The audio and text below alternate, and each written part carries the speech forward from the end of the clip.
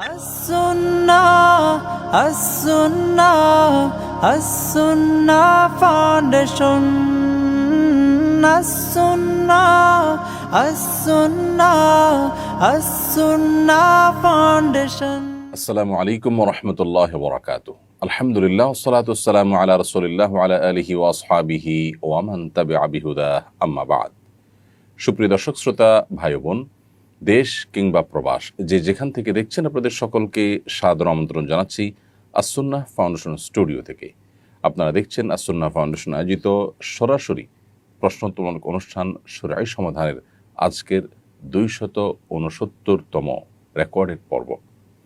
প্রিয় দর্শক, আজকের এই পর্বে আমরা আপনাদের বিগত পর্বের প্রশ্নসমূহের মধ্য থেকে নির্বাচিত প্রশ্নগুলো নিয়ে আজ কথা বলবো এবং সেগুলোর উত্তর দেওয়ার চেষ্টা করব। এছাড়াও আপনারা যে সমস্ত প্রশ্নগুলো করবেন, ইনশাআল্লাহ বিদিনলা আমাদের ওলামা ইকরাম অ্যাডমিনগণ অফিস টাইমে আপনাদেরকে রিপ্লাইয়ের মাধ্যমে উত্তর দেওয়ার চেষ্টা করবেন। এছাড়াও এখান থেকেও নির্বাচিত প্রশ্নগুলো নিয়ে পরবর্তী কোনো লাইভ অনুষ্ঠানে আমরা কথা বলবো ইনশাআল্লাহু তাবারাকা ওয়া তাআলা। প্রিয় দর্শক, আস-সুন্নাহ ফাউন্ডেশনের গুরুত্বপূর্ণ কোনো আপডেট থেকে থাকলে সেটাকে আমরা লাইভের শুরুতে দিয়ে থাকি। আজ আপনাদেরকে দেওয়ার মতো দুটি আপডেট আমাদের কাছে আছে। তার একটি হলো, আমাদের বৃক্ষরোপণ প্রকল্প জোরে সোরে এগিয়ে চলেছে। সারা দেশের বিভিন্ন জায়গায় প্রতিনিয়ত বৃক্ষরোপণ এবং বৃক্ষ বিতরণের কার্যক্রম চলমান আছে। অতএব যারা এই প্রজেক্টে শরিক হতে চান, এখনও তারা শরিক হওয়ার সুযোগ আছে। যারা গাছের আবেদন করতে চান, আস-সুন্নাহ ফাউন্ডেশনের মানব সেবা ডিপার্টমেন্টে তারা যোগাযোগ করতে পারেন। এছাড়া আস-সুন্নাহ ফাউন্ডেশনের মসজিদ কমপ্লেক্সের কাজ বেশ গতির সাথে আলহামদুলিল্লাহ এগিয়ে চলেছে এবং কোনো ক্ষেত্রে রাত দিন ডাবল শিফটে কাজ চলমান আছে। অর্থাৎ আলহামদুলিল্লাহ ননস্টপ কাজ চলমান আছে। বিগত ঈদের বন্ধেও কাজ চালু ছিল এবং এখনও কাজ অব্যাহত গতিতেই চলছে। প্রতিদিন গড়ে প্রায় 60 থেকে 70 জন মানুষ কাজ করছে পুরো প্রজেক্টে। আমরা আশা করছি আগামী রমাদান আমরা এই কমপ্লেক্সের মসজিদের একটা ফ্লোর কমপ্লিট করে সেখানে সালাত আদায় শুরু করব এবং ইতিকাফ শুরু করব ইনশাআল্লাহ তাবারাকা ওয়া তাআলা। প্রিয় দর্শক, চলুন তাহলে আর দেরি না করে যে সমস্ত প্রশ্ন আমাদের কাছে ইতিমধ্যে এসেছে, নির্বাচিত করা হয়েছে, সেগুলোর উত্তর দেওয়ার পালায় আমরা প্রবেশ করি। মোহাম্মদ সোহেল লিখেছেন, দুইজনের জামাতে সালাত আদায়ের ক্ষেত্রে সালাতের ভেতর আরেকজন শরিক হলে ইমাম কি সামনে অগ্রসর হবেন নাকি মুক্তাদি পেছনের কাতার করবেন? শরীয়তের বিধান জানতে চাই। ভাই সোহেল, এ সম্পর্কে আমাদের বিষয়ক মানুষেরই অজানা খুব গুরুত্বপূর্ণ একটি প্রশ্ন। ইমাম ইমামতি করছেন একজন মুক্তাদিকে সাথে নিয়ে, সেক্ষেত্রে মুক্তাদি ইমামের ডান পাশে থাকবেন। এই মাসালা হয়তো আমরা সবাই জানি, কিন্তু ইমামের ইমামতি চলাকালীন সময়ে অর্থাৎ নামাজের মাঝে যদি কোনো মুসল্লি এসে ইমামের সাথে যুক্ত হন, ডান পাশে মুসল্লির পাশেই অথবা ইমাম সাহেবের বাম পাশে দাঁড়ান, সেক্ষেত্রে ইমাম সাহেব কী করবেন? কারণ একাধিক মুক্তাদি যখন হবে তখন ইমামের কর্তব্য হলো সামনে দাঁড়ানো, মুক্তাদিদের কর্তব্য হলো পেছনে দাঁড়ানো। এখন দুজন মুক্তাদি হয়ে গেছে নামাজ চলাকালীন। নামাজের শুরু হতে যদি হতো তাহলে তো অবশ্যই ইমাম সামনে দাঁড়াতেন আর মুক্তাদি দুজন পেছনে দাঁড়াতেন। এখন নামাজের মাঝে হওয়াতে একজন ছিলেন, তাকে ডানে রেখে শুরু করা হয়েছে, আরেকজন এসে এখানে যুক্ত হয়েছেন বাম পাশে কিংবা ডান পাশে মুসল্লির সাথেই। সেক্ষেত্রে কি করবেন? এর উত্তর হলো, এ বিষয়ে সহিহ মুসলিমে জাবের রাদিয়াল্লাহু তাআলা থেকে বর্ণিত একটি হাদিসে সুস্পষ্ট নির্দেশনা আমরা পাই। সেটি হলো, জাবের রাদিয়াল্লাহু তাআলা বলেছেন যে তিনি নবী করিম সাল্লাল্লাহু আলাইহি সাল্লামের সাথে সালাত আদায় করছেন। এমত অবস্থায় নবী সাল্লাল্লাহু আলাইহি সাল্লামের পাশাপাশি দাঁড়িয়ে একজন মুক্তাদি হিসেবে যখন সালাত আদায় করছেন, এর মধ্যে আরেকজন সাহাবী এসে তাঁর বাম পাশে দাঁড়ালেন। তখন নবী করিম সাল্লাল্লাহু আলাইহি সাল্লাম তাদের উভয়কে হাত দিয়ে ইশারা দিয়ে এবং ধরে সালাতের মধ্যে যেন আমলে কাসির না হয় সেইভাবে ধরে নিশ্চয়ই আপনার পেছনের দিকে তাদেরকে ঠেলে দিয়েছেন এবং তারাও ধীরে ধীরে বরাবর পেছনে গিয়ে দুজন একসাথে মিলিত হয়ে দাঁড়িয়েছেন। এভাবে তারা সালাত আদায় করেছেন। এখান থেকে পরিষ্কারভাবে আমরা নির্দেশনা পাই যে ইমাম যখন একজন মুক্তাদিকে ডান পাশে রেখে সালাত আদায় শুরু করেছেন, মাঝে যদি কোনো ব্যক্তি এসে তার সাথে যুক্ত হয় তাহলে তাদের উভয়কে হাতের ইশারায় বা হালকা টাচ করে পেছনের দিকে যাওয়ার জন্য ইঙ্গিত করবেন এবং তারা পেছনে চলে যাবেন। এতে তাদের নামাজের কোনো অসুবিধা হবে না, ইমাম সাহেব আপন জায়গায় দাঁড়িয়ে থাকবেন। আর যদি এটা কঠিন হয় বা মুক্তাদি বুঝবে না এরকম মনে হয়, তাহলে সেক্ষেত্রে যিনি ইমামতি করছেন তিনি বরাবর সামনে চলে যাবেন। তাতে মুক্তাদিরা দুজনে মাঝখানে ইমাম সরে যাওয়ার কারণে যে গ্যাপ তৈরি হয়েছে সেটা দুজন পূরণ করে ফেলবেন, অর্থাৎ একজন আরেকজনের সাথে মিলে দাঁড়াবেন।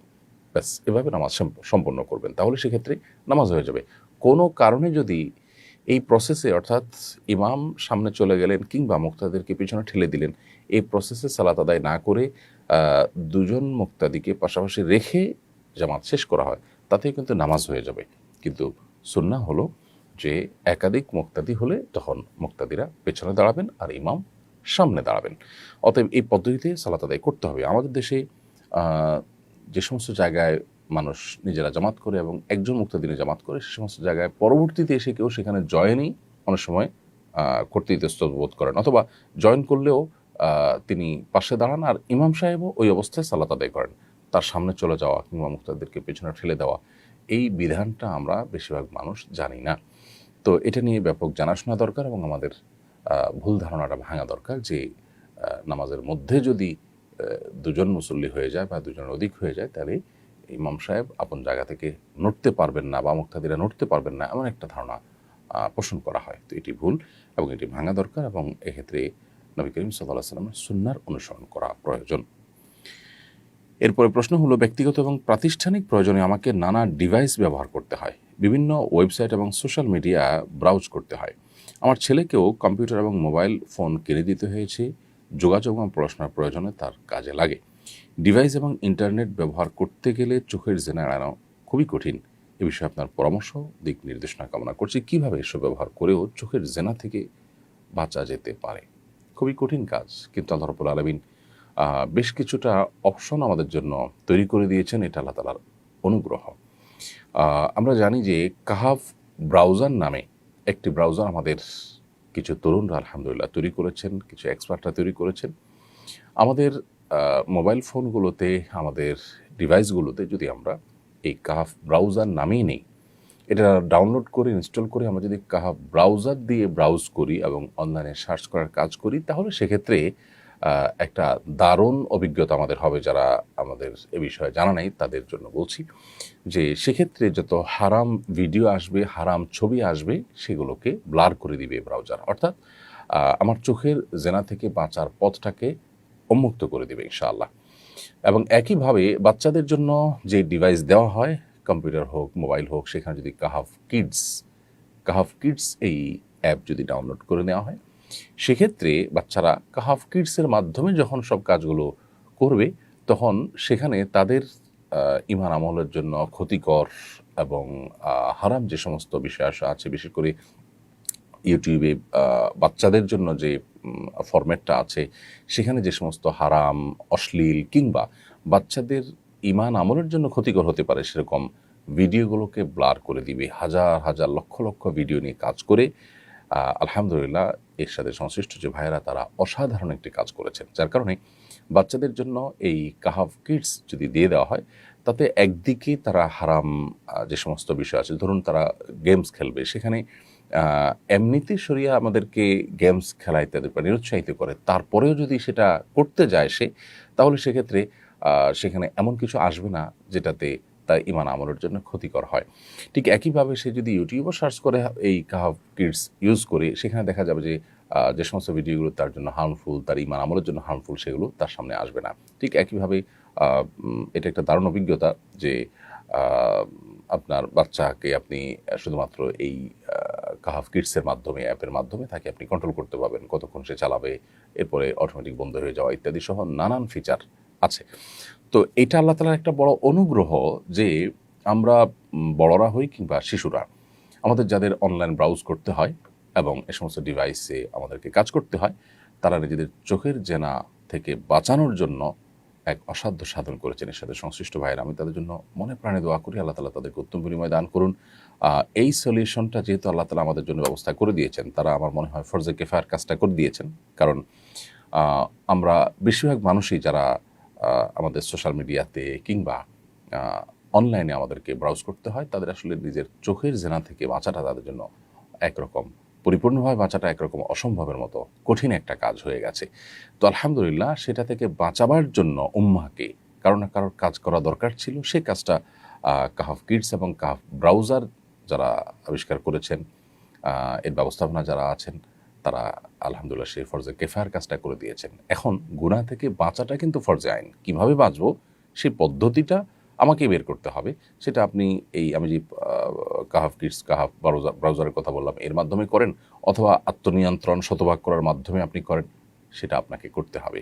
আল্লাহ তাআলা আমাদেরকে চোখের জেনা থেকে হেফাজত করুন, আমাদের ঈমান আমলকে হেফাজত করুন, আমাদের শিশুদেরকে ধ্বংসের হাত থেকে রক্ষা করুন। আজকাল ঘরে ঘরে মুসলমানদের ঘরগুলোর থেকে বরকত উঠে গেছে, অকল্যাণ আমাদের মধ্যে ছেয়ে গেছে, এবং নানাবিধ রোকিয়া রিলেটেড সমস্যাগুলো, দুষ্ট জিন এবং বদনজর এবং আপনার সেহের ইত্যাদিতে আমরা আক্রান্ত হয়ে যাচ্ছি। এই সবগুলোর পেছনে যে সব বিষয়গুলো কাজ করে তার মধ্যে থেকে একটা অন্যতম হলো যে আমরা অহরহ অগণিতবার প্রতিদিন গুনাহে লিপ্ত হচ্ছি এই অনলাইন ব্রাউজ করতে গিয়ে।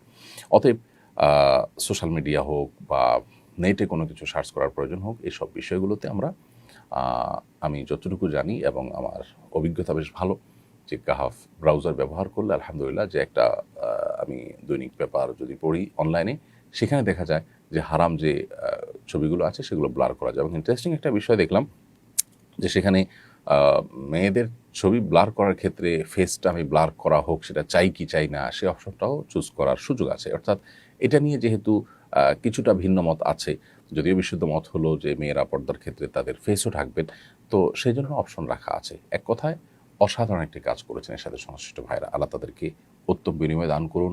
এবং আমরা যারা আমাদেরকে সোশ্যাল মিডিয়াতে কাজ করতে হয় কিংবা অনলাইনে সার্চ করতে হয়, তারা নিজেদের ঈমান আমলকে, আমাদের সন্তানদের ঈমান আমলকে বাঁচাবার জন্য এই পদ্ধতি অবলম্বন করতে পারি।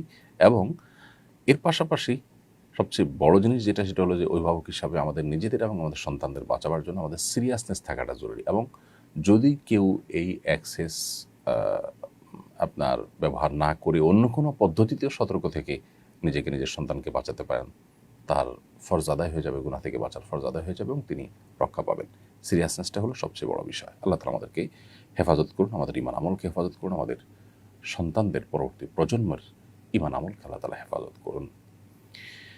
রায়হান আহমেদ মাসুম আপনি লিখেছেন, কে যেন আমার মোবাইলে টাকা রিচার্জ করে দিয়েছে, কে করেছে আমি জানি না, পরবর্তীতে কেউ আমার সঙ্গে যোগাযোগ করেনি, এখন আমার করণীয় কি? ভাই রায়হান আহমেদ, কেউ যদি আপনার মোবাইলে ভুলে রিচার্জ করে দিয়েছে বলে আপনার মনে হয়, তাহলে সেক্ষেত্রে তার কোনো ট্রেস পাওয়া গেলে তো সেটাকে তার কাছে রিটার্ন করবেন বা যোগাযোগ করবেন। আর যদি তার কোনো ট্রেস পাওয়া না যায়, তাহলে সেক্ষেত্রে আপনি এই টাকাটা সওয়াবের উদ্দেশ্য ছাড়া, অর্থাৎ যিনি পাঠিয়েছেন তার পক্ষ থেকে দানের উদ্দেশ্যে আপনি কোনো গরিব দুঃখীকে দান করে দিবেন, সাদাকা করে দিবেন। ইনশাআল্লাহ বিদিনিল্লাহ ওই পরিমাণ টাকা সাদাকা করে দিলে আপনি দায়মুক্ত হয়ে যাবেন। এরপরে প্রশ্ন হলো, সচেতন নাগরিক সমাজ এবং আলেম ওলামাদের বাধা বিপত্তি সত্ত্বেও বাংলাদেশে মানবাধিকার কমিশনের কার্যক্রম শুরু করেছে জাতিসংঘ, এ মর্মে নিউজ দেখতে পেয়েছি গণমাধ্যমে। প্রশ্ন হলো, এত বাধা বিপত্তি উপেক্ষা করে যখন তাদের কার্যক্রম চালু করা হয়েছে, এখন আমাদের করণীয় কী হতে পারে? খুবই দুর্ভাগ্যজনক একটি বাস্তবতা, বাংলাদেশে জাতিসংঘের মানবাধিকার কমিশনের কার্যক্রম নিয়ে এত আপত্তি তোলা হয়েছে এবং জাতিসংঘ সদস্যভুক্ত এতগুলো দেশের মধ্যে সামান্য হাতে গোনা কয়েকটি দেশে মাত্র তাদের কার্যক্রম চলমান আছে, এবং সে দেশগুলো যুদ্ধরত কিংবা গৃহযুদ্ধে লিপ্ত অনেকটা। তো সেরকম একটা পরিস্থিতিতে যখন এই কমিশন কার্যক্রম চালু করে কোনো দেশে, সেরকম একটা কমিশন বাংলাদেশে এসে তাদের কার্যক্রম পরিচালনা করবে, এটা আমাদের জন্য খুবই অপমানজনক এবং দুর্ভাগ্যজনক। জাতিসংঘ মানবাধিকার কমিশনের কার্যক্রম, এটা নিয়ে নানা প্রশ্ন জনমনে রয়েছে এবং পৃথিবীতে তারা মানবাধিকার প্রতিষ্ঠার যে কাজটা সেটা করতে দারুণভাবে ব্যর্থ হয়েছেন। ফিলিস্তিন সহ মধ্যপ্রাচ্যে এবং পৃথিবীর বিভিন্ন প্রান্তে ছড়িয়ে ছিটিয়ে থাকা গণহত্যা, মুসলমানদের নিধন, অন্যদেরকে নিধন, এর কোনোটি তারা সেভাবে বন্ধ করতে পারেনি। অথচ মানবাধিকারের নামে তারা সমাজের মূল্যবোধ পরিপন্থী যে সমস্ত কার্যক্রম আছে সেগুলোকে তারা দ্বিধার্থে পরিচালনা করছে বিভিন্ন দেশে। তাদের ব্যাপারে অভিযোগ আজকে নতুন নয়। কেন বিভিন্ন দেশ তাদেরকে অ্যাকসেপ্ট করতে চায় না, অথচ আমরা তাদেরকে অ্যাকসেপ্ট করছি এবং অনেকটা খাল কেটে কুমির আনার মতো কাজ করছি, সেটা সরকারের ঊর্ধ্বতন মহলই একমাত্র বলতে পারে। খুবই দুর্ভাগ্যজনক একটি বাস্তবতা হলো যে ইন্টারিম গভর্নমেন্ট তাদের যে কাজগুলো আছে সে কাজগুলোর বাইরে এমন অনেক কাজ করছে যে কাজগুলো করার জন্য তারা না জনগণ থেকে ম্যান্ডেট পেয়েছে, না সেগুলো আসলে তাদের কাজের আওতায় পড়ে। উপদেষ্টাদের অনেকে এমন অনেক কার্যক্রম করছেন যেগুলো আমাদের সমাজের মানুষের মূল্যবোধ পরিপন্থী, যেগুলো বিদেশিদের এজেন্ডা বাস্তবায়ন মাত্র। সেরকম কাজ তারা অহরহ করছেন এবং শেষের দিকে এসে যেন অনেক বেশি তড়িঘড়ি করে সে সমস্ত কাজগুলো করার চেষ্টা করা হচ্ছে, যে সমস্ত কাজ নির্বাচিত সরকার পর্যন্ত সাহস পেত না। কারণ জনগণের কাছে তার জবাবদিহিতা আছে, ভোটের জন্য অন্তত যেতে হবে, মুখোমুখি হতে হবে, সেই ভয়ে তারা যে সমস্ত কাজ করতে পারতো না, সেই কাজগুলো পর্যন্ত ইন্টারিম গভর্নমেন্টের অনেক উপদেষ্টা, অনেক মিনিস্ট্রি এবং কেন্দ্রীয় পর্যায় থেকে কোনো কোনো ক্ষেত্রে করা হচ্ছে। মানবাধিকার কমিশনের অফিস খোলার কার্যক্রমটা অনেকটা সেরকম একটি কাজ। আমি বিনয়ের সাথে আহ্বান করতে চাই যে এটার বিরুদ্ধে আমাদের কথা বলা, আমাদের অবস্থান গ্রহণ করা, শান্তিপূর্ণভাবে প্রতিবাদ করা, এটা অব্যাহত রাখতে হবে। প্রয়োজনে ওলামা একরাম এবং বিদগ্ধ মানুষদের নেতৃত্বে বিচক্ষণতার সাথে এই কার্যক্রম বন্ধের জন্য নানাবিধ কর্মসূচি আমাদের পালন করতে হবে এবং সেখানে আমাদের সর্বাত্মক সহযোগিতা করতে হবে যে কোনো মূল্যে। আমাদের দেশে বিদেশিদের যে থাবা, তাদের যে আগ্রাসন, মানবাধিকার প্রতিষ্ঠান নামে নানা নামে তাদের যে খবরদারি এবং আমাদের এখানে নানাবিধ তাদের আপনার যে সমস্ত মিশনগুলো আছে, এজেন্ডাগুলো আছে, সেগুলো যেন তারা বাস্তবায়ন করতে না পারে, সেজন্য আমাদের প্রত্যেককে সচেতন হওয়া দরকার। দীর্ঘদিন হয়ে যাওয়ার পরও, স্বাধীনতার বহু বছর পার হওয়ার পরও আমরা আমাদের কাঙ্ক্ষিত জায়গায় যেতে পারিনি। এর অন্যতম একটি কারণ, বহু কারণের মধ্যে থেকে একটি কারণ, যে আমাদের যখন যারা ক্ষমতায় এসেছে তাদের একটা অংশ কখনো কখনো তারা বিদেশিদের এজেন্ডা বাস্তবায়নে ব্যস্ত হয়ে গেছে এবং প্রশাসনে এমন অনেক ব্যক্তিবর্গ আছে যাদেরকে খুব সহজে বিদেশিরা কিনে ফেলতে পারে এবং তাদের এজেন্ডাগুলো তাদের দিয়ে বাস্তবায়ন করাতে পারে। খুবই দুর্ভাগ্যজনক বাস্তবতা এটি। আমাদের জাতিসংঘের মানবাধিকার কমিশন অফিস এখানে ওপেন করা এবং তাদের কার্যক্রম শুরু করার বিষয়টা অনেকটা সেরকম। আল্লাহ রাব্বুল আলামিন আমাদেরকে শকুনের থাবা থেকে হেফাজত করুন, আমাদের প্রিয় মাতৃভূমিকে সকল প্রকার ষড়যন্ত্র থেকে রক্ষা করুন এবং আমাদের ঈমান, আমল, মূল্যবোধ এগুলোকে আল্লাহ তাআলা হেফাজত করুন। আমাদের স্বাধীনতা, সার্বভৌমত্ব যাতে কোনোভাবে নষ্ট না হয়, এ দেশটাকে যাতে কোনোভাবে বিভক্ত করার চক্রান্ত কেউ করতে না পারে। চট্টগ্রাম সহ যে সমস্ত অঞ্চলগুলো নিয়ে শঙ্কা আছে, সেগুলো নিয়ে কেউ কোনো রকম ষড়যন্ত্র যেন করতে না পারে। আল্লাহ তাআলা আমাদেরকে সেরকম ধী শক্তি, সেরকম বিচক্ষণতা এবং সেরকম সার্বিক শক্তি সামর্থ্য দান করুন।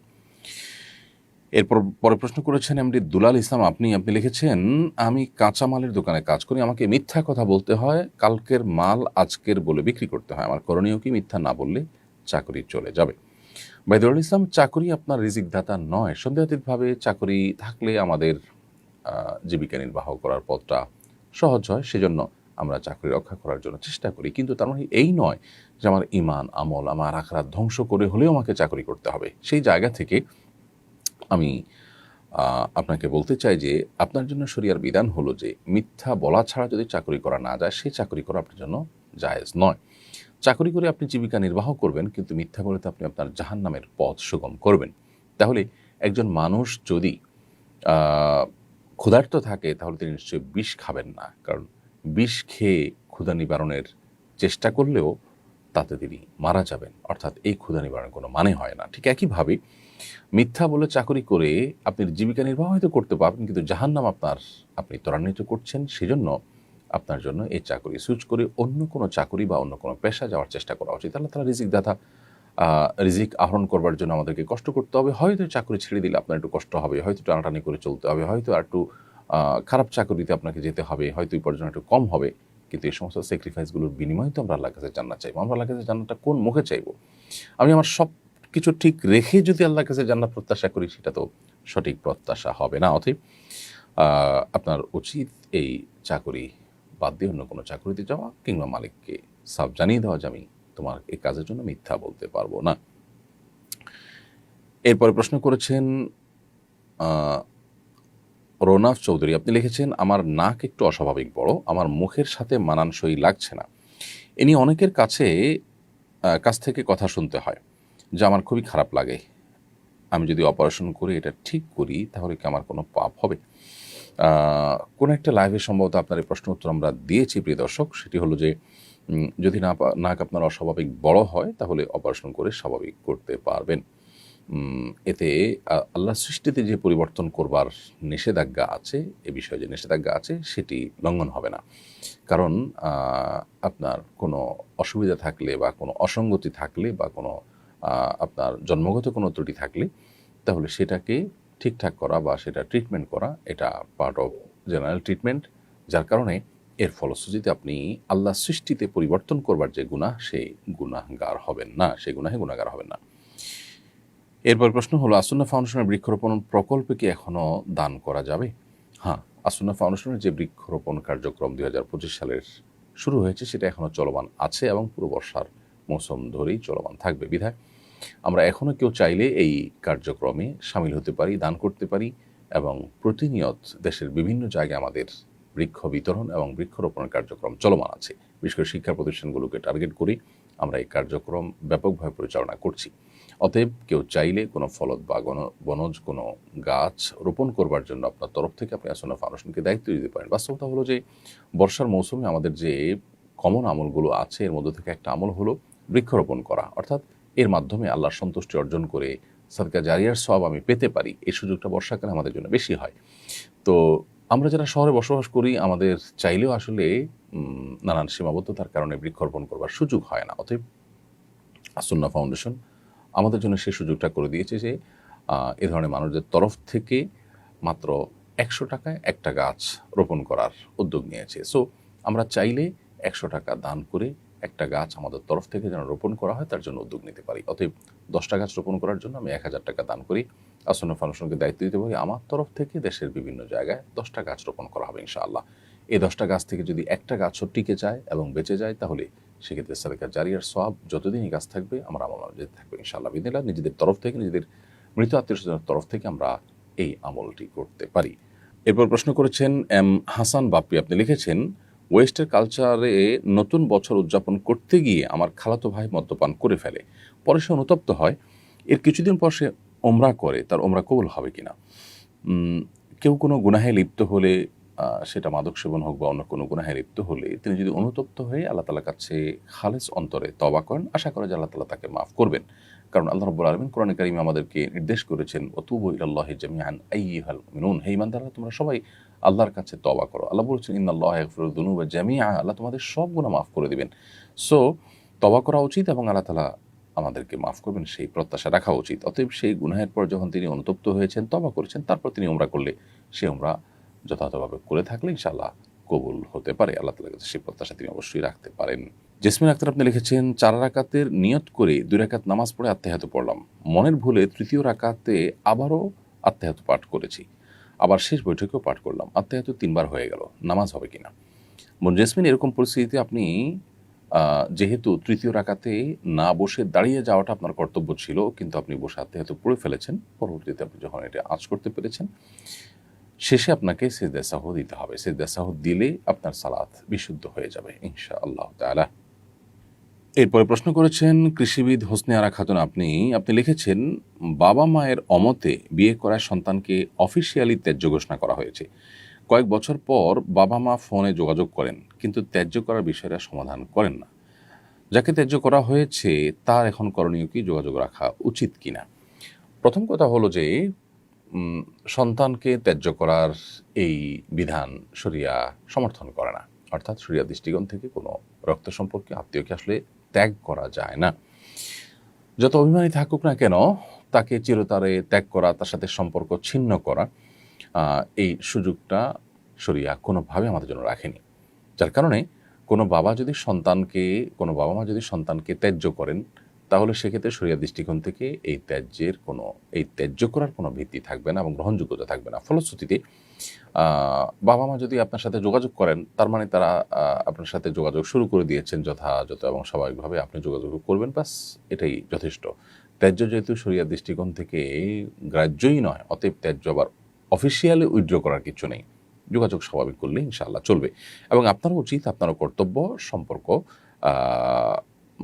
স্বাভাবিক করার জন্য চেষ্টা করা এবং যোগাযোগ রাখার চেষ্টা করা, এবং তাদের প্রতি আপনারও যদি কোনো অভিমান থাকে, কষ্ট থাকে, সেটাকে ভুলে মা বাবা হিসাবে তাদেরকে তাদের সাথে সদাচরণ করা এবং তাদের সাথে যোগাযোগ রক্ষা করা, এটা আপনার কর্তব্য। এমডি নাহিদ, আপনি লিখেছেন, কোরআন তেলাওয়াতের সময় সিজদার আয়াত এলে সঙ্গে সঙ্গে সিজদা দিতে হবে নাকি পরে দিলেও চলবে? এর উত্তর হলো যে অনেক উলামা ইকরামের মতে তেলাওয়াতের সিজদা এটা সাথে সাথে দিতে হবে, অনেক দেরি করে ফেললে সেটা হবে না, বরং সাথে সাথে দিতে হবে। এটা অনেক উলামা ইকরামের মত, বিশেষ করে ফুকাহে হাম্বলি ফকিগণ এরকম মত পোষণ করেন। এর বিপরীতে ফোকা আহনাফ এবং অন্যান্য ফকিগণ এর মত হলো যে সঙ্গে সঙ্গে দেওয়া উত্তম হলেও পরে দিলেও আদায় হয়ে যাবে। কোনো কারণে কেউ যখন তেলাওয়াত করছেন তখন তার ওযু ছিল না, তিনি পরে দিলেন, আদায় হয়ে যাবে। এক্ষেত্রে ফুকাহে হাম্বলীদের মত ভিন্ন। তাদের মত হলো যে তেলাওয়াত করলে তখনই আদায় করতে হবে। এক্ষেত্রে সৌদি আরব উলামা ইকরাম, শেখ বিন বাজ রাহিমাহুল্লাহ সহ অন্যান্য ফুকাহে ইকরাম তারা মনে করেন যে সিঙ্গেল এই সমস্ত সিজদার জন্য ওযুর প্রয়োজন নেই, সো বিনা ওযুতেও তারা সিজদা দেওয়াটাকে জায়েজ মনে করেন। যদিও ফুকাহে হানাফের মতে ওযু দেওয়ার জন্য সিজদা দেওয়ার জন্য ওযু করা জরুরি, যার কারণে ওযু থাকা অবস্থায় সিজদা দিতে হবে। এবং তেলাওয়াতটা বিনা ওযুতে মুখস্থ তেলাওয়াত হচ্ছে, এরকম সময় কেউ চাইলে কেউ যেহেতু সিজদা দিতে পারছেন না, অতএব তিনি পরে সিজদা দিবেন, দিলেও আদায় হয়ে যাবে। মাকসুদা সিকদার আপনি লিখেছেন, সফরে থাকা অবস্থায় নামাজ কাজা হলে মুকিম অবস্থায় সেগুলো কিভাবে আদায় করব? তখন কসর আদায় করব নাকি পূর্ণ আদায় করব? উত্তর হলো বোন মাকসুদা যে সফরে যে নামাজগুলো কাজা হয়েছে সেগুলো আপনি নিজ আবাসনে ফেরার পর যদি কাজা করেন তাহলে আপনাকে কসরই আদায় করতে হবে। ঠিক একইভাবে আপনি নিজ ঠিকানায় থাকা অবস্থায় কোনো নামাজ কাজা হয়ে থাকলে সেই কাজাগুলো যখন সফররত অবস্থায় করবেন, আদায় করবেন, তখন আপনাকে পরিপূর্ণ আদায় করতে হবে। অর্থাৎ কিভাবে এই নামাজটা ফরজ হয়েছিল, যখন ফরজ হয়েছিল তখন কি কসরের ফরম্যাটে ফরজ হয়েছিল আমার উপরে, নাকি পূর্ণাঙ্গ ফরম্যাটে ফরজ হয়েছিল, সেটাকে আমাকে অনুসরণ করতে হবে। যখন আদায় করছি তখন অবস্থা বিবেচ্য নয়, যখন ফরজ হয়েছিল তখনকার অবস্থা হলো বিবেচ্য। যার কারণে সফরে থাকা নামাজ, সফরে কাজা হওয়া নামাজ যদি আপনি নিজ ঠিকানায় ফেরার পর আদায় করেন তাহলে কসরে আদায় করবেন। মোহাম্মদ সোহেল আপনি লিখেছেন, বিয়ের সময় কাবিনের টাকা দিতে পারি নাই, এখন এখন একটু একটু করে দিতে চাচ্ছি, তো কাবিনের টাকা কি আমার স্ত্রীকে দিব নাকি আমার শ্বশুর শাশুড়িকে দিব? ভাই সোহেল, কাবিনের টাকা বা মহরের টাকা এটা মূলত স্ত্রীর অধিকার, অতএব এটা স্ত্রীকে দিতে হবে। যদি স্ত্রী শ্বশুর শাশুড়ি তারা একসাথে থাকেন এবং স্ত্রীর তরফ থেকে শ্বশুর শাশুড়ি গ্রহণ করেন স্ত্রীর সম্মতিতে যে হ্যাঁ তাদেরকে দাও, স্ত্রী বলে দেয়, তাহলে আপনি সেটা দিতে পারেন। কিন্তু নর্মালি এটা স্ত্রীর অধিকার। বিশেষ করে বিবাহের পর যখন আপনি থেকে থেকে থেমে থেমে ধীরে ধীরে দিচ্ছেন, ভেঙে ভেঙে দিচ্ছেন, তখন তো আপনি এটা স্ত্রীর কাছেই দিতে পারেন, শ্বশুর শাশুড়ির কাছে দেওয়ার তো কোনো যৌক্তিকতা নেই। আপনি স্ত্রীকে দেওয়ার পরে এবার স্ত্রী তার টাকা তার বাবা মাকে দেন বা অন্য কাউকে দেন, এটা একান্ত তার ব্যাপার। অতএব এই ব্যাপারটা আমাদের একটু বিশেষভাবে খেয়াল করা দরকার, কারণ আমাদের মেয়েদেরকে আমরা নানাভাবে বঞ্চিত করি। এর মধ্যে মহরের টাকা আদায় করার ব্যাপারে অবহেলা কিন্তু চরমে। মিডল ইস্টেও এই জিনিসটা আছে যে মহরের টাকা, বিশেষ করে মিডল ইস্টের অনেক দেশেই শ্বশুর শাশুড়ির কাছে অর্থাৎ মেয়ের বাবা মার কাছে দেওয়া হয়। যদিও সেখানে মহরের টাকা বিয়ের আগে পরিশোধ করা হয়, দেখা যায় যে মেয়ের সাথে লেনদেনের চেয়ে মেয়ের বাবার সাথে লেনদেনটা স্মুথলি হয় এবং সহজে হয়, তখন তাকে দেওয়া হয় এবং এই টাকাগুলো অনেক ক্ষেত্রে মেয়ে পায় না, এরকম অভিযোগ আছে। তো এটা দুর্ভাগ্যজনক। আমাদের সমাজেও এই জিনিসটা যাতে না হয় আমাদের খেয়াল করা দরকার এবং মহরের টাকা এটা স্ত্রীর অধিকার হিসাবে স্ত্রীর কাছে দেওয়া উচিত। রশিদা বিনতে রহিদুল আপনি লিখেছেন, আমার বোন আমার কাছে তার স্বামী শাশুড়ি সম্পর্কে অনেক কথা শেয়ার করে, এটা কি গীবতের অন্তর্ভুক্ত হবে কিনা? পরিবারের লোকদের ব্যাপারেও যদি কোনো দুর্নাম করা হয় তাদের পেছনে, সেটাও গীবতের অন্তর্ভুক্ত হবে। সেখানে আপনার বোন যদি তার শ্বশুরবাড়ির সম্পর্কে, শ্বশুরবাড়ি কারো সম্পর্কে সমালোচনা করে, সেটা অবশ্যই গীবতের অন্তর্ভুক্ত হবে। বিধায় আপনার বোন তার স্বামী কিংবা শাশুড়ি সম্পর্কে কোনো নেগেটিভ কথা আপনাদের কাছে বলা উচিত না। তবে হ্যাঁ, যদি তার কোনো সমাধানের জন্য, ধরুন তিনি স্বামী দ্বারা শাশুড়ি দ্বারা নির্যাতিত, অতএব তার নির্যাতন থেকে তিনি রক্ষা পাওয়ার জন্য আপনাদের সাথে যদি শেয়ার করে, যাতে করে আপনারা পরামর্শ দিতে পারেন, উদ্যোগ নিতে পারেন, তাহলে সেটা ভিন্ন কথা। কারণ আল্লাহ রাব্বুল আলামিন কোরআনে কারিমে বলেছেন, লা ইউহিব্বুল্লাহুল জাহরা মিনাল কওলি বিসসুই ইল্লা মান যুলিম। যে মাজলুম তার মানে মন্দ কথা হলেও সেটা বিধেয়, অর্থাৎ মন্দ কথার প্রচার আল্লাহ তাআলা পছন্দ করেন না। কেউ খারাপ কাজ করেছে তো সেটা প্রচার আল্লাহ পছন্দ করে না, কিন্তু সেই খারাপ কাজটা যদি আমার প্রতি জুলুম হয় তাহলে সেটা আমি প্রচার করবার ইখতিয়ার রাখি। সো আপনার বোন তাদের দ্বারা জুলুমের শিকার হয়ে থাকলে আপনাদেরকে বলতে পারেন, সেটার বিহিত করবার প্রয়োজন। এছাড়া তাদের ব্যক্তিগত ত্রুটি বিচ্ছুতি এগুলো নিয়ে হাসাহাসি গল্প করা, এটা আমাদের সমাজে কমন একটা কালচার, বাট এটা অনুচিত। একজন মানুষ, তৃতীয় পক্ষ যিনি উপস্থিত নেই এখানে, তাকে নিয়ে নেগেটিভ আলোচনা আমাদের বন্ধ করতে হবে। এমনকি সেটা পারিবারিক পরিমণ্ডলেও যদি হয়, পরিবারের সদস্যরা দেখা যায় একজন আরেকজনের পেছনে তার অগোচরে এ ধরনের গীবত শেখায়েত বা তাকে নিয়ে সমালোচনা করার কাজটা করে থাকেন। এটা যে নাজায়েজ সেই অনুভূতিটুকু আমাদের অনেকেরই কিন্তু নেই। সুমাইয়া আখতার আপনি লিখেছেন, আমার স্বামী প্রবাসী, তার ফোনে অনেক মেয়ের বাজে নাচের ভিডিও আছে। আমি এগুলো পছন্দ করি না, আমার খুব খারাপ লাগে। আমি তাকে বারবার বলার পরও সে কোনো পাত্তা দেয় না। এখন আমি কি করতে পারি?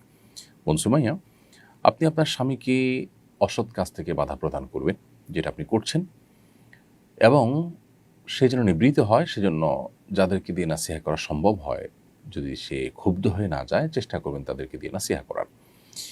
এরপরও আপনার যত উদ্যোগ নেওয়ার সুযোগ আছে সবগুলো নেওয়ার পরও যদি তিনি তার গুনাহ থেকে সরে না আসেন, তাহলে সেক্ষেত্রে তার দায় দায়িত্ব তার উপরে, আপনি আল্লাহর কাছে দায়ী থাকবেন না। স্ত্রী হিসাবে আপনার কাছে খারাপ লাগা কাজ করবে, সেটা খুবই স্বাভাবিক, এবং একজন ইমানদার হিসাবে, একজন মুমিনা হিসাবে এ ধরনের গুনাহ আপনার ঘরে করা হচ্ছে সেটি দেখে আপনার খারাপ লাগবে। সেজন্য আল্লাহর কাছে দোয়া করবেন, আল্লাহ যেন তাকে হেদায়েত দান করেন। এবং স্বামী স্ত্রীর মধ্যকার সম্পর্কটা আসলে এতটাই আপনার নিবিড় এবং এতটাই ঘনিষ্ঠ সম্পর্ক যে আসলে একে অন্যকে চাইলে বেশিরভাগ ক্ষেত্রে প্রভাবিত করতে পারে। কৌশলে, মহাব্বতে, ভালোবাসা দিয়ে স্বামীকে তার কাছ থেকে আপনার কাঙ্ক্ষিত বিষয়টা আপনি আদায় করে নেওয়ার চেষ্টা করতে পারেন। যদিও সব মানুষ একরকম না, কিন্তু বেশিরভাগ ক্ষেত্রে এটি পসিবল হয়। অতএব আপনি সেই চেষ্টা করবেন। এরপর প্রশ্ন করেছেন রিয়াদ হোসেন, আপনি লিখেছেন, বোন ও মা পর্দা না করলে আমি কি গুনাহগার হব? ভাই রিয়াদ, আপনার পরিবারের মেয়েরা যারা আপনার অধীনে, সেটা আপনার বোন হোক, মা হোক, স্ত্রী হোক, অথবা আপনার পরিবারের সদস্য অধীনে না হলেও বড় বোন, মা, হয়তো মা বাবার অধীনে আছেন, আপনি সন্তান হিসেবে সংসারের একজন সদস্য মাত্র। তো এরকম পরিস্থিতিতেও আমাদের পরিবারের মেয়েদেরকে সৎ কাজে আদেশ এবং অসৎ কাজে বাধা প্রদান করা আমাদের কর্তব্য। সো তারা যদি কেউ পর্দানশীল না হয়, পর্দাহীন হন, তাহলে তাদেরকে আল্লাহর এই মহান ফরজ বিধান সম্পর্কে অ্যাওয়্যার করা, সচেতন করা, এটা আমাদের কর্তব্য। অতএব সেটা আপনি করবেন। এরপরও যদি তারা আপনার কথা না শুনে, তারা যদি অমান্য করে, এবং তাদেরকে আপনি যদি বাধ্যবাধকতার আওতায় আনতে না পারেন, বা তাদেরকে যদি আপনি প্রেসার দেওয়ার মতো সুযোগ আপনার হাতে না থাকে, তাহলে সেক্ষেত্রে আপনার আর কোনো দায় থাকবে না। আপনি তাদেরকে বাধা দিয়েছেন, ইনশাআল্লাহ এটার মাধ্যমে আপনি আল্লাহর কাছে দায় মুক্ত হবেন। কিন্তু যদি আপনার সুযোগ থাকে তাদেরকে চাপ প্রয়োগ করার, বল প্রয়োগ করার, তাহলে সেই চেষ্টা আপনাকে করতে হবে। ধরুন তারা আপনার অধীনস্থ, আপনি তাদের অভিভাবকের দায়িত্বে আছেন, আপনি তাদের উপায় উপার্জন এর দায়িত্ব পালন করছেন, তাহলে সেক্ষেত্রে তো আপনি তাদেরকে জোর দাবি করতে পারেন, চাপ প্রয়োগ করতে পারেন। অতএব সেটুকু আপনাকে করতে হবে তাদেরকে গুনাহ থেকে বাঁচাবার জন্য। এছাড়া সাধারণ অবস্থাতে আপনি তাদেরকে অসৎ কাজ থেকে বাধা দিবেন। তারপরও যদি তারা ফিরে না আসে, ইনশাআল্লাহ বিদিন আল্লাহর কাছে আপনার কোনো দায় থাকবে না। কামরুন নাহার আপনি লিখেছেন, ফাতিমি মহর বলতে কি বোঝায়, এর পরিমাণ কত? মহরে ফাতিমি বলতে বোঝায় নবী করিম সাল্লাল্লাহু আলাইহি সাল্লামের পত্নী ফাতিমা রাদিয়াল্লাহু তাআলা আনহার বিয়েতে যে মহরটা ধার্য হয়েছিল সেটি। আমাদের জন্য মহরে ফাতিমি অনুসরণ করাই সুন্নাহ, ব্যাপারটি কিন্তু সেরকম নয়। বরং ফাতিমা রাদিয়াল্লাহু তাআলা আনহা ছাড়াও নবী সাল্লাল্লাহু আলাইহি সাল্লামের আরও মেয়ে ছিলেন, তার স্ত্রীগণ ছিলেন, তাদের মহরও কিন্তু তিনি ধার্য করেছেন। তার সবগুলোই কিন্তু নবী সাল্লাল্লাহু আলাইহি সাল্লামের আমল বা সুন্নাহ। সো শুধুমাত্র মহরে ফাতিমিকে সুন্নাহ মনে করাটা আমাদের ভুল ধারণা। কেউ যদি নবী করিম সাল্লাল্লাহু আলাইহি সাল্লাম তার কন্যার জন্য যে মহর ধার্য করেছেন সেটা নিজের কন্যার জন্য ধার্য করতে চান, তো সেক্ষেত্রে সেটা তিনি করতে পারেন। মহরে ফাতিমির পরিমাণ সম্পর্কে বেশ কয়েকটি মতামত রয়েছে। 480 দিরহাম, 500 দিরহাম, 400 দিরহাম, এরকম বেশ কয়েকটা মত আছে। এর মধ্যে 480 দিরহাম হওয়ার মতটা অধিকতর বিশুদ্ধ।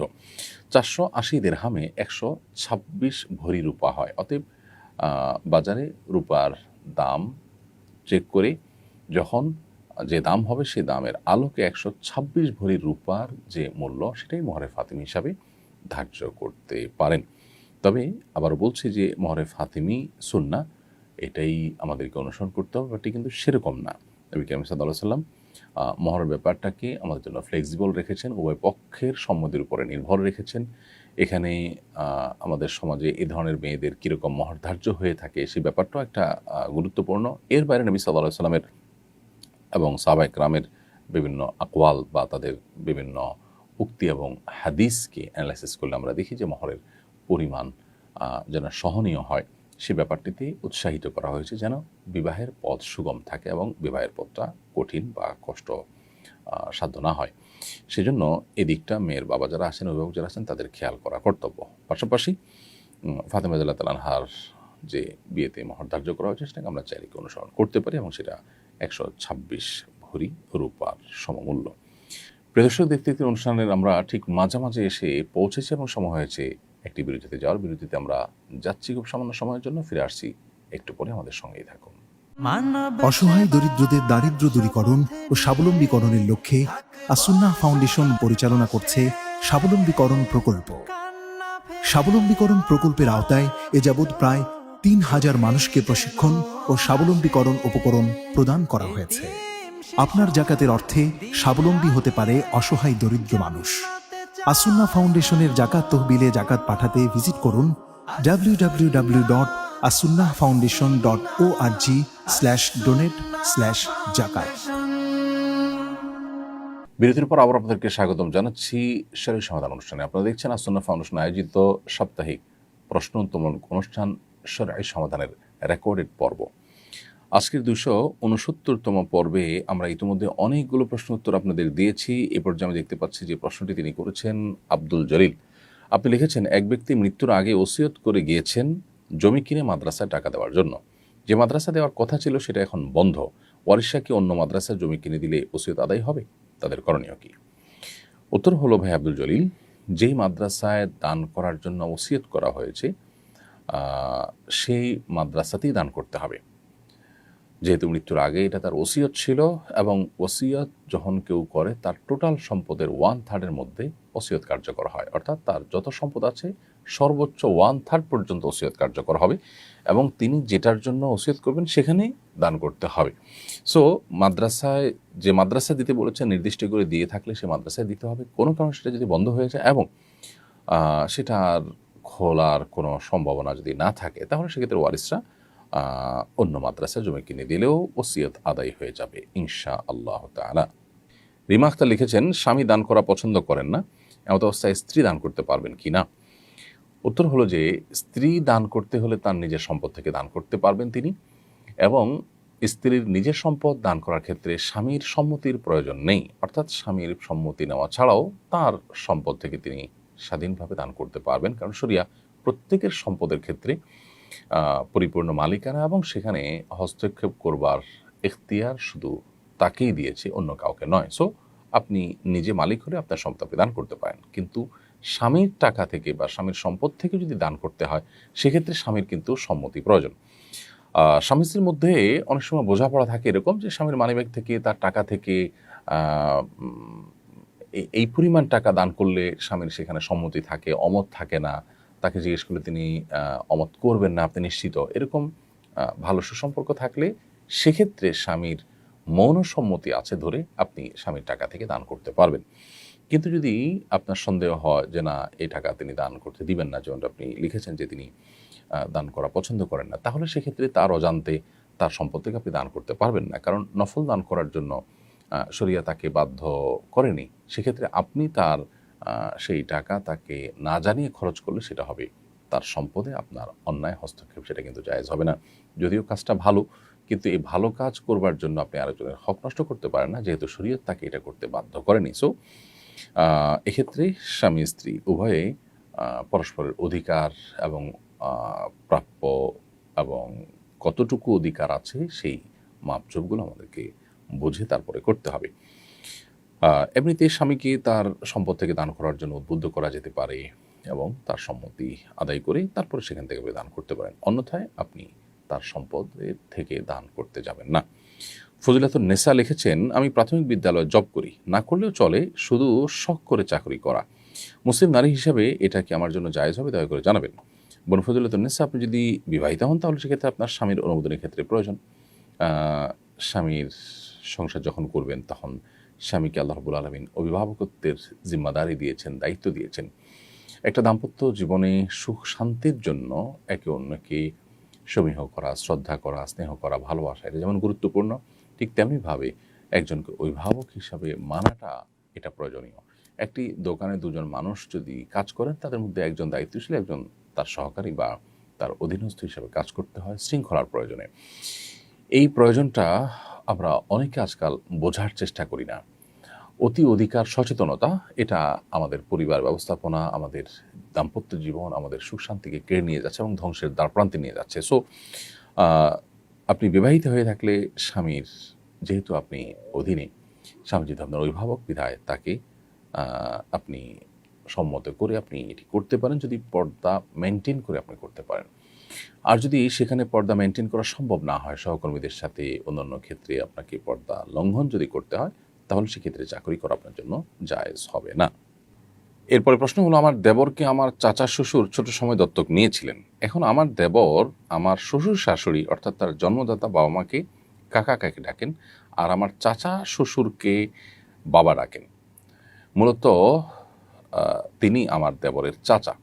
কাগজপত্রেও বাবার নামের স্থানে চাচার নাম দেওয়া, এটা জায়েজ হচ্ছে কি না? খুবই গুরুত্বপূর্ণ প্রশ্ন। আমাদের দেশে দত্তক নেওয়ার ক্ষেত্রে এই শরিয়ার ভায়োলেশনটা অনেকেই করেন। যিনি আপনাকে দত্তক নিয়েছেন তাকে আপনি সম্মান জানিয়ে বাবা বা বাবার সমতুল্য হিসাবে ডাকলেন, কিন্তু কাগজপত্রে এবং পরিচয় দেওয়ার ক্ষেত্রে আপনার জন্মদাতা বাবার সাথেই আপনাকে সম্বন্ধ করতে এবং তার পরিচয় আপনাকে পরিচিত হতে হবে।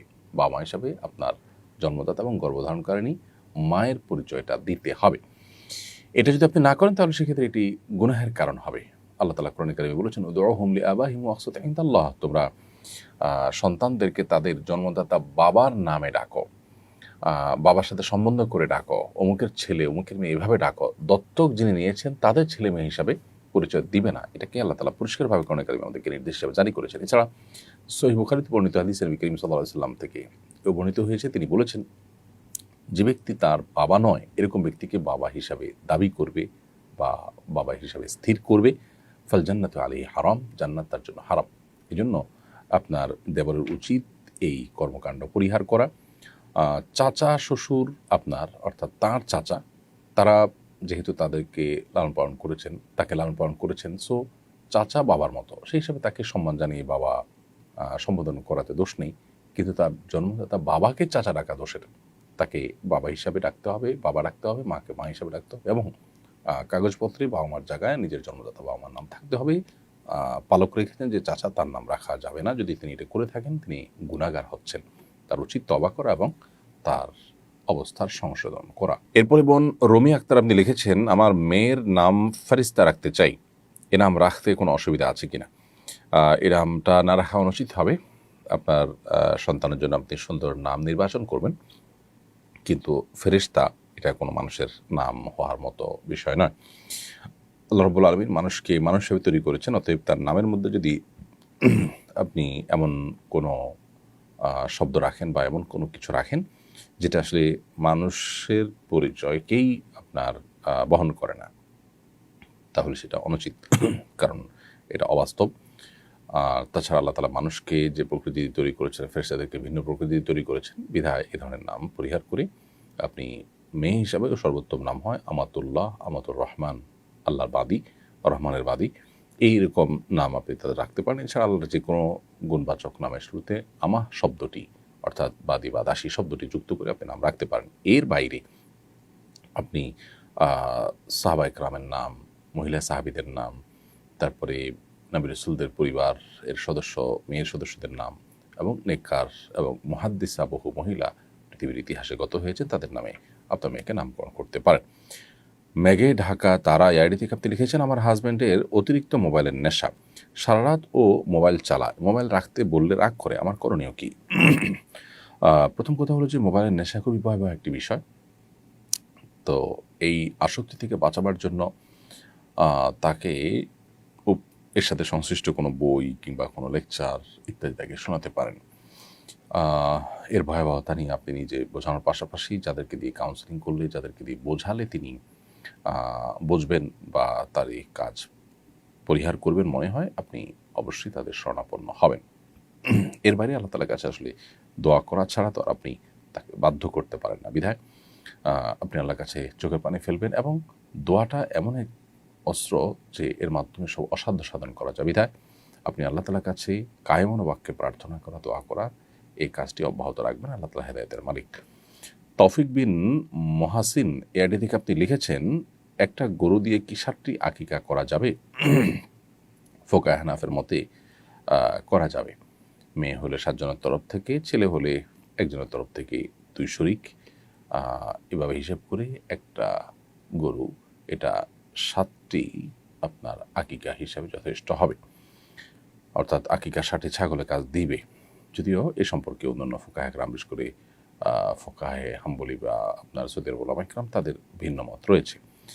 এরপর মুন্সি জুয়েল রানা আপনি লিখেছেন, শৌচাগারে থাকা অবস্থায় হাঁচি এলে আলহামদুলিল্লাহ বলা যাবে কিনা?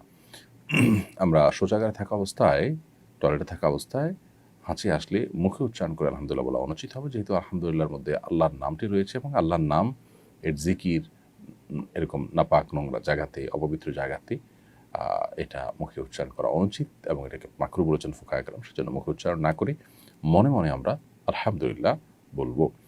মোহাম্মদ লিটন আপনি লিখেছেন, জান্নাতের নিম্ন পর্যায়ে যারা থাকবে তারা কি জান্নাতের থেকেও আফসোস করবে? কথাটা কতটা সত্য? খুবই দরকারি এবং প্রয়োজনীয় একটি প্রশ্ন। লোকমুখে বহুল প্রচলিত আছে যে যারা জান্নাতে যাবেন তাদেরকে আল্লাহ তাআলা যে জান্নাত দিবেন, তিনি যে স্তরের জান্নাতি, তার চাইতে উঁচু স্তরের জান্নাতের দিকে তাকিয়ে তিনি সবসময় আফসোস করবেন যে আমি কেন উঁচু স্তরের জান্নাতি হতে পারলাম না। এই লোকমুখে প্রচলিত কথাটি সঠিক নয় এবং কোরআন এবং হাদিসের কোথাও জান্নাতীদের এই জাতীয় কোনো আফসোস হবে এ মর্মে কোনো কথা কিন্তু বর্ণিত হয়নি। এরকম আফসোস নিয়ে যদি জান্নাতে থাকে তাহলে সেক্ষেত্রে জান্নাতের সুখটা তো দুঃখে পরিণত হবে এবং কষ্ট তাকে কুরে কুরে খাবে।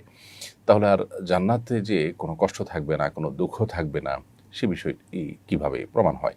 তাছাড়া কোনো হাদিসে এরকম কোনো আফসোসের কথা বলা হয়নি, এটা লোকমুখে প্রচলিত কথা শুধুমাত্র। অতএব জান্নাতীরা নিজের অবস্থান নিয়ে তার চাইতে উঁচু স্তরের জান্নাতের দিকে তাকিয়ে আফসোস করার কথাটা সঠিক নয়। তবে একটা হাদিস তাবরানীতে মুআয ইবনে জাবাল রাদিয়াল্লাহু আনহু বর্ণিত আছে যে নবী করিম সাল্লাল্লাহু আলাইহি ওয়াসাল্লাম বলেছেন, জান্নাতীরা একটা আফসোস করবে, সেটা হলো যে তার জীবদ্দশায় পৃথিবীতে থাকাকালীন সময়, বেঁচে থাকাকালীন সময়ে যে সময়গুলো আল্লাহর জিকির ছাড়া কেটেছে, সেই সময়গুলো নিয়ে তাদের আফসোস হবে কিছুটা। যদি সেই সময়গুলো আল্লাহর জিকিরে কাটাতে পারতাম, আল্লাহর স্মরণে কাটাতে পারতাম, নেক আমলের মধ্যে কাটাতে পারতাম, তাহলে আজ আরও বেশি আমি আল্লাহর কাছে সওয়াব এবং বিনিময় লাভ করতাম। তো এই যে আফসোস হবে, এই আফসোস বলতে শুধুমাত্র দুনিয়াতে আল্লাহর জিকিরের বাইরে থাকা সময়গুলো নিয়ে তাদের একটু আফসোস থাকবে, এটুকু হাদিস থেকে বোঝা যায়। যদিও হাদিসের সনদ নিয়ে ফোকাহে একরামের ভিন্নমত আছে, কেউ এটাকে সহি বলেছেন, কেউ সহি বলেননি। যদি সহি ধরেও নেওয়া হয় তাহলে সেক্ষেত্রে ফয়জুল কদির সহ অন্যান্য হাদিসের ব্যাখ্যা গ্রন্থে, হাদিসের ব্যাখ্যায় মুহাদ্দিসিন একরাম শারে হাদিস বা হাদিসের ব্যাখ্যা তখন বলেছেন যে এর মানে হলো যখন হিসাব নিকাশ চলবে, যখন জান্নাতে প্রবেশের আগের যে স্তরগুলো মানুষ অতিক্রম করবে, তখন মানুষের মধ্যে এই আফসোসটা কাজ করবে। জান্নাতে প্রবেশের পর আর আসলে কোনো আফসোস, দুঃখবোধ থাকবে না। কারণ দুঃখবোধ বা আফসোস থাকলে জান্নাতে যে নিরঙ্কুশ সুখ শান্তির কথা আল্লাহ তাআলা আমাদেরকে জানিয়েছেন, সেটা কিভাবে বাস্তবায়িত হবে? বিধায় জান্নাতীদের মধ্যে কোনো আফসোস থাকবে না, এটি হলো সঠিক কথা। ফেরদাউসুল জান্নাত আপনি লিখেছেন, আমার শ্বশুর বাড়িতে মেয়ে বেশি ছেলে কম। আমি দ্বিতীয়বার যখন কনসিভ করি তখন আমার বাবা মা আমাকে নিয়ে অনেক চিন্তা ছিলেন। আমার বাবা মানত করেছিলেন আমার যদি ছেলে হয় সিলেটের মাজারে একটা খাসি দিবেন। 4 বছর হলো আমার ছেলে হয়েছে, কিন্তু আর্থিক অবস্থা খারাপ থাকায় আমার বাবা মানত পূরণ করতে পারেননি। মেয়ে হিসাবে আমি কি এই মানত তার পক্ষ থেকে পূরণ করতে পারবো? প্রথম কথা হলো বোন ফেরদাউসুল জান্নাত, যে যদি মাজারে খাসি দেওয়ার নিয়ত করা হয় তাহলে সেই নিয়তটা ভুল নিয়ত। নবী করিম সাল্লাল্লাহু আলাইহি ওয়াসাল্লাম বলেছেন, মান নাযারা আন ইয়াসি আল্লাহ ফালা ইয়াসিহ। যদি কেউ এমন কোনো মানত করে যে মানতটা আসলে গুনাহের কাজ, তাহলে সেক্ষেত্রে সে সেই গুনাহের কাজটা করবে না, অর্থাৎ সে মানত পুরা করবে না। অতএব আপনার বাবার যদি ভুল মানত করা হয়ে থাকে, যেমন তিনি আপনার মাজারে মানত করেছেন, এটা ভুল মানত, তাহলে সেই ভুল মানত আপনার জন্য পুরা করা কর্তব্য নয়, বরং তওবা করা উচিত যেন এরকম ভুল মানত না করা হয়। হ্যাঁ, মাজারে যে সমস্ত গরিব দুঃখীরা থাকে তাদেরকে খাওয়াবেন, এরকম যদি মানত করে থাকেন তাহলে সেটা আবার সঠিক মানত, অর্থাৎ গরিব দুঃখীদেরকে খাওয়ানোর মানত করেছেন সেটা পূরণ করবেন। আর যদি মাজারে দেওয়ার মানত করে থাকেন তাহলে সেটা পূরণ করবেন না। এরপর তাশরিফ আরিয়ান আপনি লিখেছেন, আমাদের ওয়াশরুমে ভেন্টিলেটরের উপর শালিক পাখি বাসা বেঁধেছে। অনেক ভয় লাগে যদি সাপ আসে, আর সন্ধ্যায় শালিক পাখির দুর্গন্ধ ছড়ায়। এই জন্য আজকে বাসাটা ভেঙে ফেলেছি। আমাদের কি এতে কোনো গুনাহ হবে কিনা? ভাই তাশরিফ, আপনার প্রশ্ন উত্তর হলো যে আপনার ক্ষতির আশঙ্কা থেকে যেহেতু আপনি বাসা ভেঙেছেন, সো এটা আপনার জন্য গুনাহের কোনো বিষয় হবে না। কোনো পাখি, কোনো প্রাণী যদি আপনার উপদ্রবের কারণ হয়, আপনার বিপদের শঙ্কা তৈরি করে, তাহলে তার বাসা ভেঙে দেওয়া বা তাকে সেখান থেকে সরাই দেওয়া, কিংবা আপনার উপদ্রবের কারণ হলে, নিয়মিত আপনার জন্য কষ্টের কারণ হলো বা আপনার জন্য বিপদের কারণ হলে সেটা কে মারাও শরীয়তে আপনার জন্য নাজায়েজ নয়। আপনার নিজের প্রয়োজনে তার বাসা ভাঙাটা আপনার জন্য গুনাহের কাজ হয়নি ইনশাআল্লাহ বিদিনিল্লাহ। আল্লাহ তাআলা আপনাকে এর জন্য গুনাহগার এর তালিকাভুক্ত করবেন না।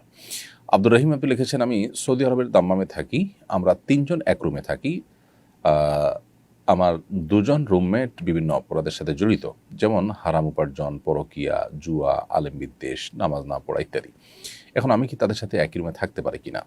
ভাই আব্দুর রহিম, শরিয়ার দৃষ্টিকোণ বলতে গেলে, জায়েজ না জায়েজ বা আইন বলতে গেলে বলবো যে তাদের সাথে থাকাটা মৌলিকভাবে হারাম নয়। তবে আপনি চেষ্টা করা উচিত যে নেককার, দিনদার, পরহেজগার, মুত্তাকি মানুষদের সঙ্গী হওয়া, তাদের সাথে থাকা। তাহলে কি হবে, আপনি নিজেই ঈমান এবং আমলের উপরে অব্যাহত থাকতে পারবেন, টিকে থাকতে পারবেন, নিজের ঈমান আমলের রক্ষা হবে।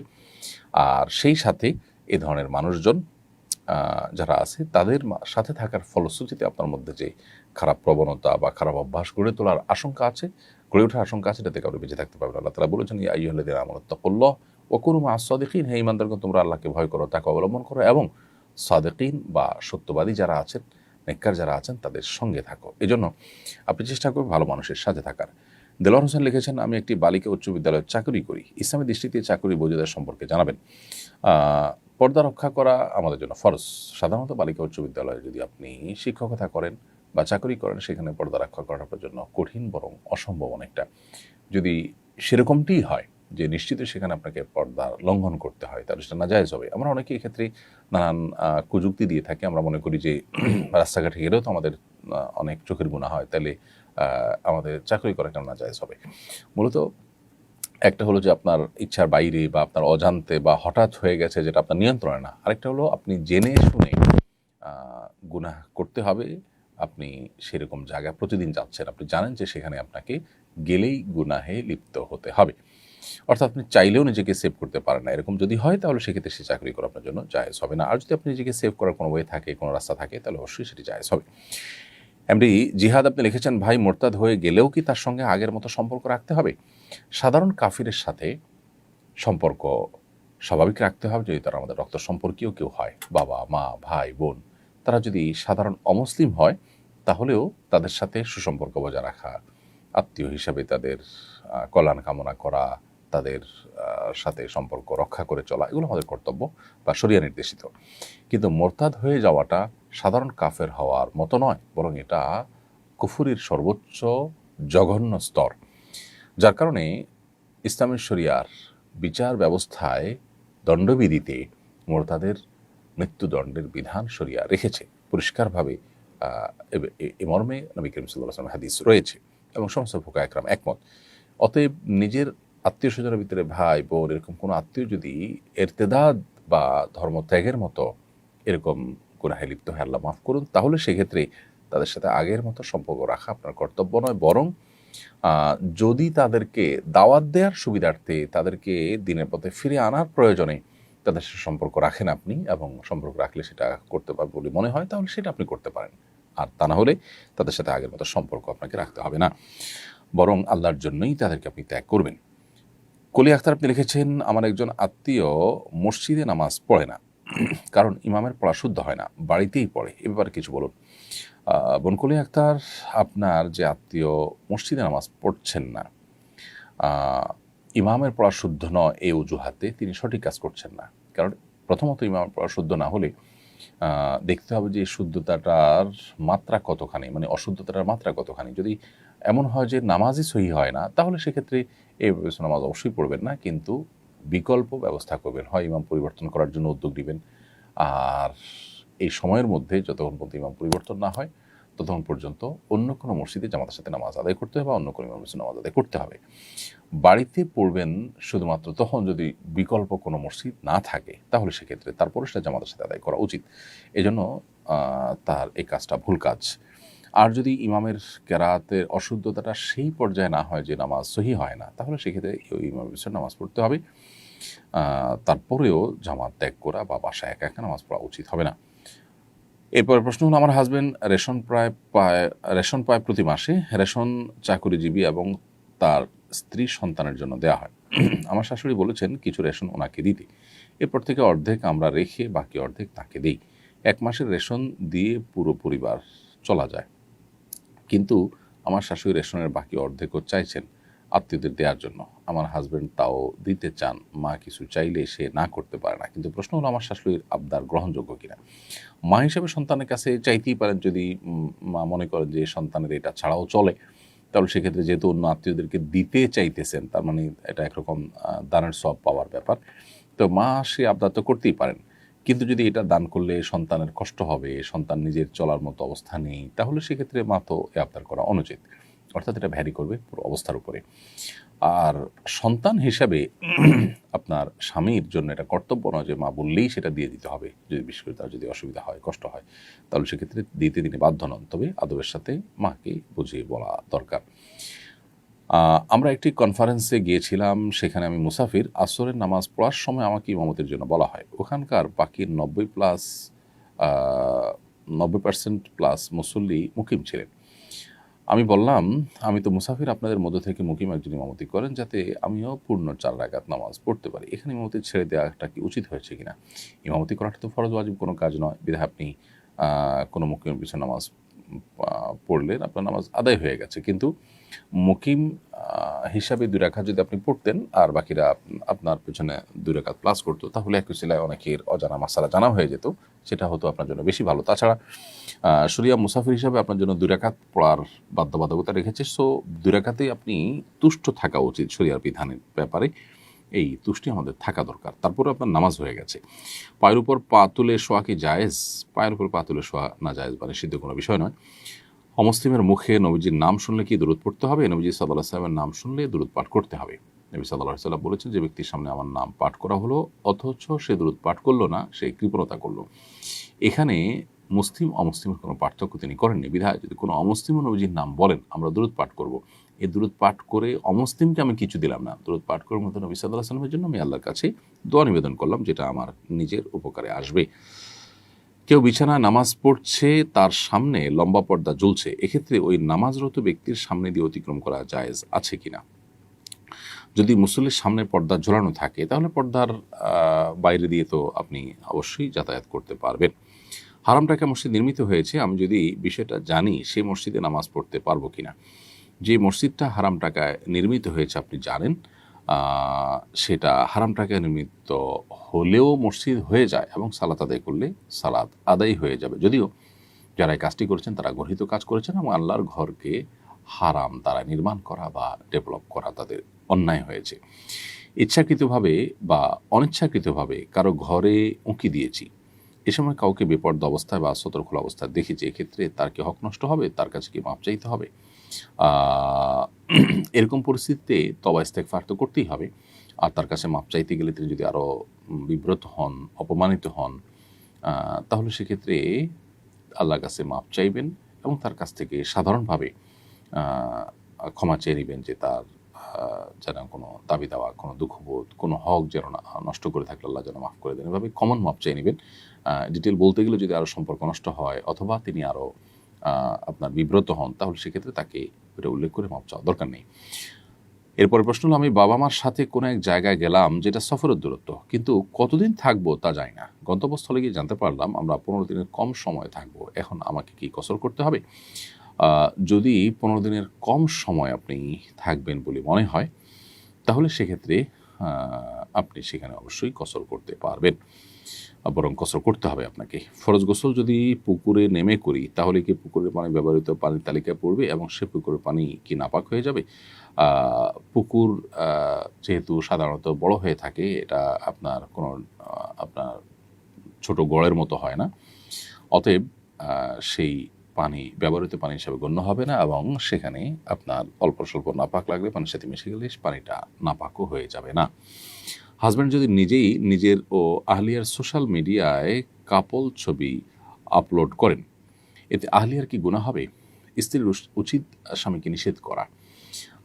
এরপরও যদি স্বামী সেটাকে অগ্রাহ্য করে অমান্য করে আপলোড করেন, তাহলে তার দায়ভার তার উপরে বর্তাবে, স্ত্রীর উপরে বর্তাবে না ইনশাআল্লাহ তাআলা। ইঁদুর, তেলাপোকা, বিড়াল কোনো পানিতে মুখ দিলে সেই পানি কি নাপাক হয়ে যাবে? তা কি খাওয়া যাবে এবং ওই পানিতে কি ওযু গোসল করা যাবে? ইঁদুর, তেলাপোকা বা বিড়াল কোনো পানিতে মুখ দিলেই সেটা নাপাক হয়ে যাবে না। তবে বিকল্প পবিত্র ভালো পানি থাকলে সেটা ব্যবহার করা উত্তম, সেটা ভিন্ন বিষয়। বিকল্প যদি না থাকে সেক্ষেত্রে এটা দিয়ে আপনি ওযু গোসল করতে পারেন বা পানাহারের কাজও করতে পারেন।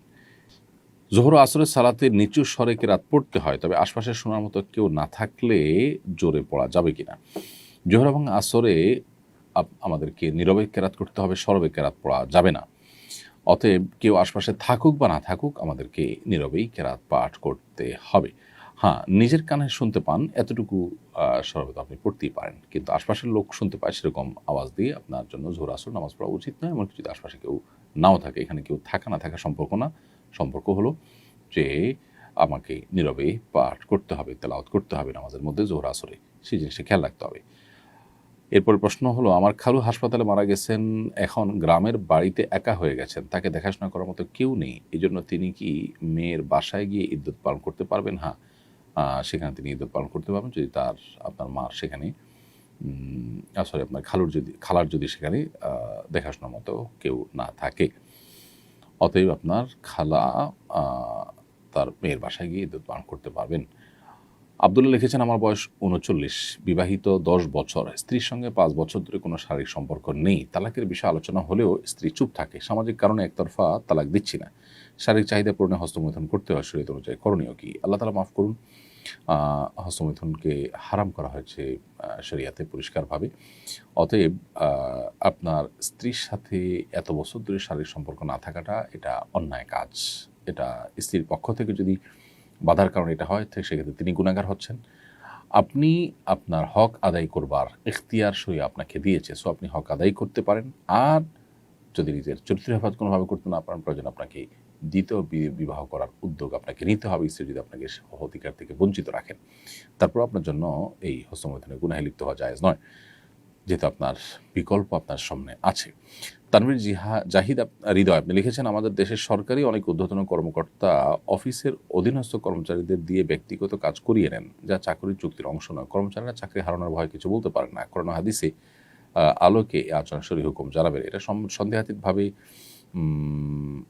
আপনার অন্যায় এবং গুনাহের কাজ, এবং এটা জুলুম। এই জুলুমের কারণে তারা আল্লাহর কাছে গুনাহগার হবেন এবং জবাবদিহি করতে হবে কিয়ামতের ময়দানে, যেহেতু অন্যায়ভাবে তারা কাজে লাগাচ্ছেন। এই জন্য তাদের উচিত আল্লাহকে ভয় করা। প্রিয় দর্শক, দেখতে দেখতে আমার অনুষ্ঠানের একেবারে শেষ প্রান্তে পৌঁছে গেছি এবং সময় হচ্ছে আজ বিদায় নেওয়ার। আল্লাহ যদি আমাদেরকে ভালো রাখেন, নিরাপদে রাখেন, ইনশাআল্লাহ আগামী সপ্তাহে আপনাদের সরাসরি প্রশ্নোত্তর দেওয়ার জন্য আমরা হাজির হয়ে যাব। আল্লাহ আমাদের সবাইকে সে পর্যন্ত ভালো রাখুন, সুস্থ রাখুন, নিরাপদে রাখুন। জাযাকুমুল্লাহু খাইরান। আসসালামু আলাইকুম ওয়া রাহমাতুল্লাহি ওয়া বারাকাতুহু। আস-সুন্নাহ ফাউন্ডেশন, উম্মার স্বার্থে সুন্নাহর সাথে।